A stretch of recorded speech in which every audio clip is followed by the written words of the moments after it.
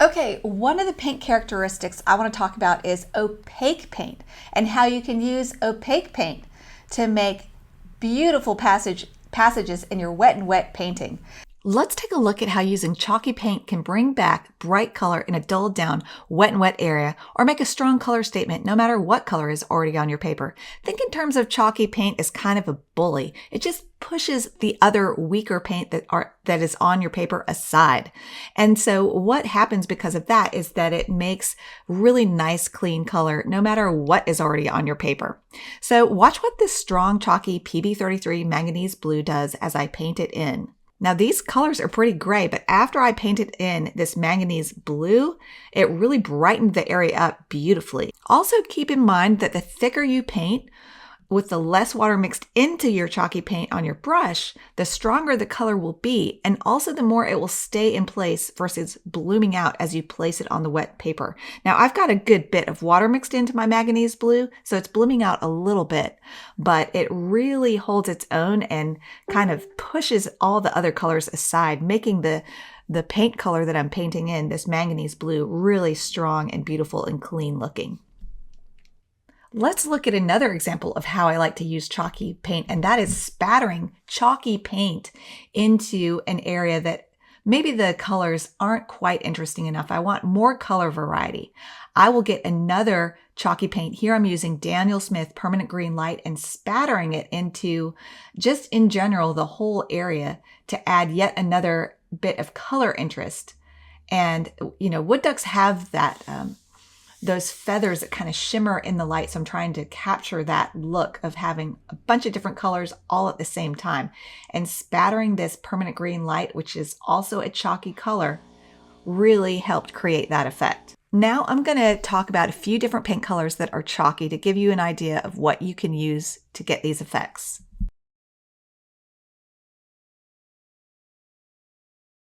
I'm going to talk about two paint characteristics today and how you can embrace the power of those characteristics to get the results you want in your wet and wet passages.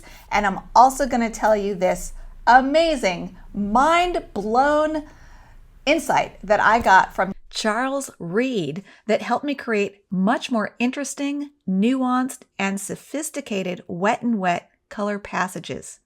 And just remember, when I share something, say like today, where I'm going to show you a painting and a lot of the process of me creating this wood duck painting, which I'll show you. It's in my sketchbook. I love this sketchbook, by the way.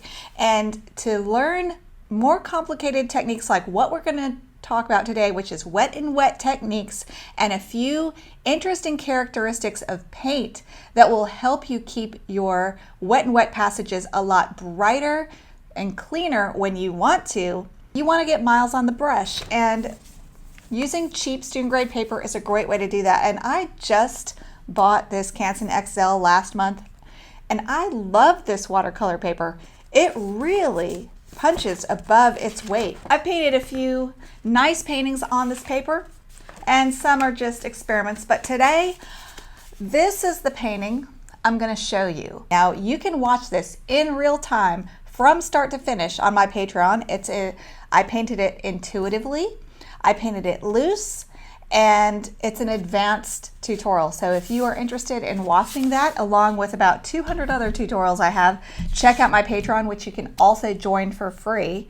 And you can also join my free Facebook group, which is Rachel's Watercolor Workshop. And you can post your paintings there and ask for guidance if you'd like it, or just share with the group. And we have a great time over there.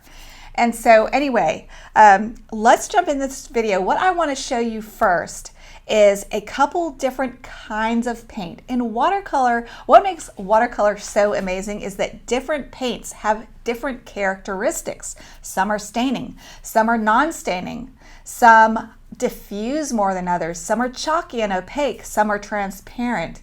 And if you understand some of those characteristics, that will really help you be even more successful with getting the kind of color you want in your wet and wet passages. This particular paint that I have is by a company out of Italy called Della Magna, and this is PB33, which is apparently a very rare pigment. I saw a post on a Facebook group about this person who had found all these rare pigments, and so I started doing some research and wondering if I could get these pigments too, because that really made me interested. So that's how I discovered this manganese blue, and this is created by a little company called Della Magna out of Italy. So they're a little tiny company out of Italy that makes all these rare, beautiful paints. I got a handful of them. This is by far my favorite, and it's really chalky and granulating and opaque. Another good replacement that is really chalky, that is a beautiful bright color, that is very similar to manganese but much more readily available, is PB36. Manganese is PB33. It's rare and hard to get. PB36 is cobalt turquoise in many formulations. It's chalky. It's a beautiful color. That is a really good replacement color too. So try cobalt turquoise. There are a lot of other chalky paints. There is the cadmiums, cadmium red, cadmium yellow. Indian yellow is pretty chalky. Another of my favorite colors that I have on my limited palette of just about 10 colors is another chalky, kind of opaque chalky paint that I really love. It's Daniel Smith Permanent Green Light. And let's segue into my next main tip, and that is diffusion, and using the power of diffusion to really make your watercolors come alive. And this property is amazing. Daniel Smith Transparent Pyrrole Orange is gorgeous, and I used that a lot to add nuance and grayness. For example, when I was painting this wood duck's hind end area, I wanted to use the power of diffusion to make the tail area that was blue leaning grayer. So I dropped the complementary color of blue, which is orange. So the orange I used was Daniel Smith Transparent Pyrrole Orange, and watch how this particular color explodes across the paper as I touch it here and there in the area I want to gray down. That is what diffusion is. And when I use this technique, it will mix the paints in a much more beautiful and sophisticated way without much help needed from me. Then, as this area develops, I decide I want to bring back a little bit of color. So I turn back to my chalky paint to brighten some of the areas back up. So as long as your paper is wet, you can continue to use these two paint properties of diffusion and chalkiness to make your colors dance together any way you choose, whether you want them to mix together through diffusion or make bold color statements with some well-placed chalky colors. Diffusing paint. What are some paints that diffuse beautifully? Daniel Smith Transparent Pyrrole Orange diffuses so beautifully. It just shoots out over the page when you touch it and intermingles with whatever paint is already there. It's just gorgeous.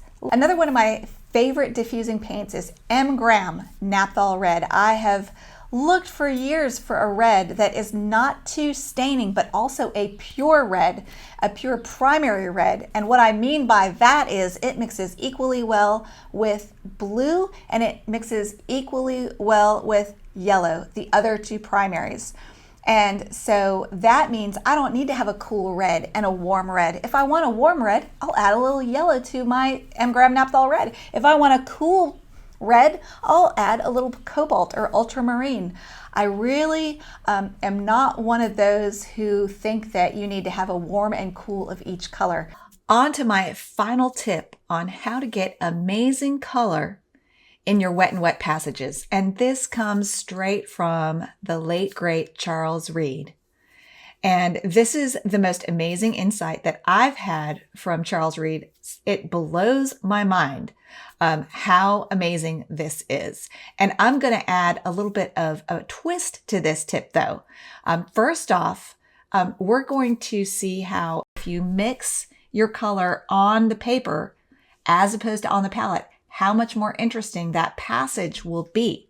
But in addition, I'm going to use a granulating paint together with a diffusing paint, because when you mix a granulating paint with a diffusing paint together, they granulate out into the most amazing, beautiful, textured color passages. So this is a 1-2 punch tip. It has two tips in one, and it just blows my mind.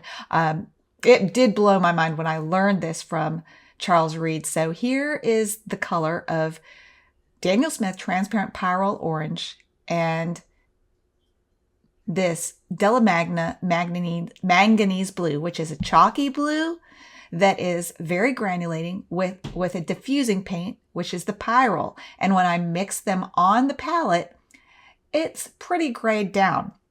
So let's use Charles Reid's mind-blowing tip of mixing your paint on the paper. So here I'm going to use the same two colors, but I'm going to mix them on my paper.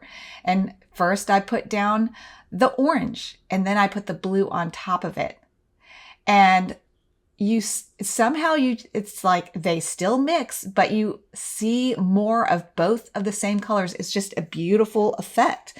So now let's try it with the blue first and then drop in the orange. And I'm brushing in the orange here to see how that looks. And that looks a lot more like the swatch that we did where we mixed it on the palette. But what I want you to notice that no matter how you mix it on the palette or on the paper, look how it granulates out so beautifully. The blue separates out from the orange. But when you mix it on the paper, it's even more dramatic because you see more of both colors almost at the same time. So here I'm going to drop in the orange and let the power of the diffusion do the work instead of brushing it on. So I'm kind of dotting it in and encouraging it to diffuse through the blue.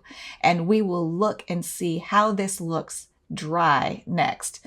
But that is my final tip that blew my mind when I learned it from Charles Reid, of mixing your paints on your paper wet and wet as opposed to mixing them on the palette for really nuanced, sophisticated looking color passages that are much more interesting when you mix them on the paper than when you mix them on the palette and then apply them to the paper.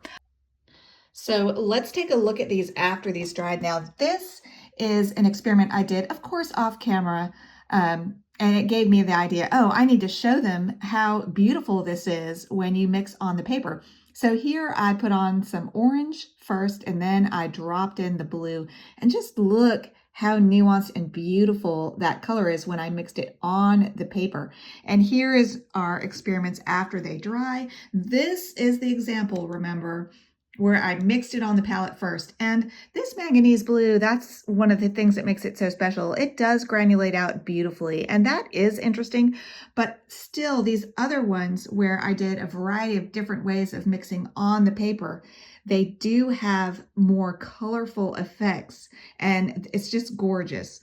So these are each the examples where I had mixed these colors in different ways on the paper as opposed to on the palette, and it just makes for really beautiful results. And again, here is where I mixed it on the palette, and here is when I mixed it on the paper. And in this example, it still will read, especially if you look at this from far away, as a grayer color, but when you get up close to it, the two colors separate out, and it's just very beautiful. So it all depends too on the effect you want, but the potential for how beautiful it can be when you mix on the paper is just absolutely gorgeous. All right, thank you so much for joining me for today's video. I hope you got a lot out of it. If you would like to learn from me more in depth, I have a library of almost 200 tutorials. Most of them are more advanced, wet and wet, intuitive tutorials, focusing on painting animals, although even if you want to paint other subjects, you will learn so much from my videos that I, in fact, recently had a student join, and she said she didn't mean to join. She didn't want to paint animals, but then she watched one of my tutorials and realized she could learn so much from me. And that's how I design my tutorials, is to teach you how to design a painting, how to fix mistakes, how to pull a painting out of the ugly stage, how to tie everything together. And those principles are the same whether you're painting a landscape, a cat, a flower, a portrait. So I hope you'll join me. But you can always join for free on both my Patreon, and you can also join my Facebook page for free, and I hope you will. And until next time, go watercolor your world. Bye, everybody.